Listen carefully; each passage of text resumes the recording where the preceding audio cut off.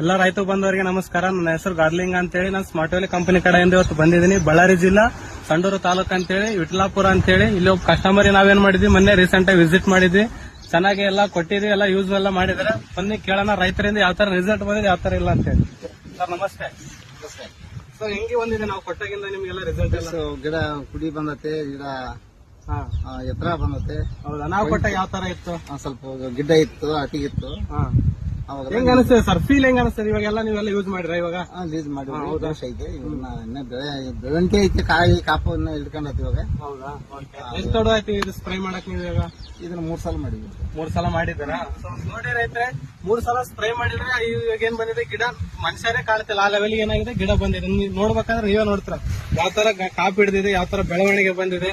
ಖರ್ಚ ಮಾತ್ರ ಬಹಳ ಕಡಿಮೆ. ರೈತರಿಗೆ ಒಂದ್ ಹೇಳಕ್ ಇಷ್ಟಪಡ್ತೀನಿ, ಕಡಿಮೆ ಖರ್ಚು ಇಳುವರಿ ಜಾಸ್ತಿ. ನಮ್ಮ ಆರ್ಗನೈಸೇಷನ್ ಉದ್ದೇಶ ಇರೋದೇ ಅಷ್ಟೇ. ಓಕೆನಾ? ನೀವು